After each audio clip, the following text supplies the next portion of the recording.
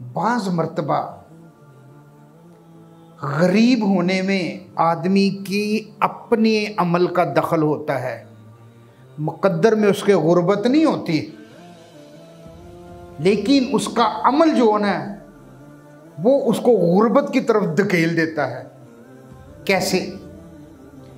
रिश्तेदारों से, खूनी रिश्तेदारों से ताल्लुकात ख़राब रखना ये गुर्बत का सबब है, रिज़्क़ की बंदिश का सबब है। खूनी रिश्ते कौन थे हैं? भाई बहन, माँ बाप, खाला, चाचा, मामू, ये सारे करीबी रिश्तेदार ये खूनी रिश्ते हैं।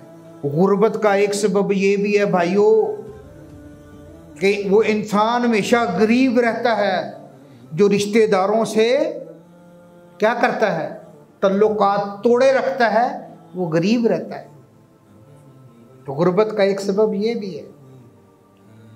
गुर्बत का एक सबब और मैं आपको बताऊं, सुनोगे? बोलो भाई। तन्हाई के गुनाह, तन्हाई के गुनाह। हज़रत अबू दरदा रज़ी अल्लाह तआला अन्हु फरमाते हैं, उनकी हदीस है हज़रत अबू दरदा रज़ी अल्लाह तआला अन्हु की, कि एक शागिर्द उनके पास आया, कहने लगा हज़रत मुझे कोई नसीहत फरमा दें।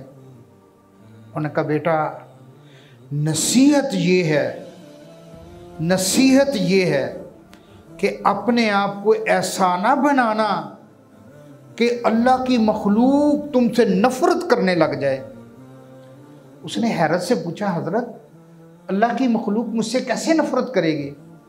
उन्होंने कहा बेटा जब तुम तन्हाई में गुनाह करोगे तो अल्लाह ताला अपनी मखलूक के दिल में तुम्हारी नफ़रत डाल देंगे, आता रिज़्क़ बंद हो जाएगा, वापस हो जाएगा, मोहब्बत करने वालों की नज़रें फिर जाएंगी, मोहब्बत करने वाले नफ़रत करने लग जाएंगे।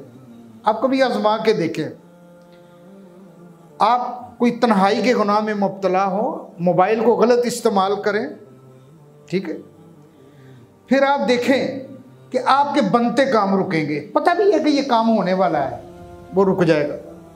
एक रिज़्क़ आ रहा है, गुनाह में आदमी मुब्तला होता है, रिज़्क़ वापस हो जाता है।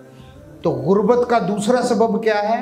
तन्हाई के, बोलो भाई, तन्हाई के गुनाह। पहला सबब मैंने क्या बताया? रिश्तेदारों से ताल्लुक़ तोड़ना, रिश्तेदारों से रिश्तेदारी को तोड़ना, नाराज़गी।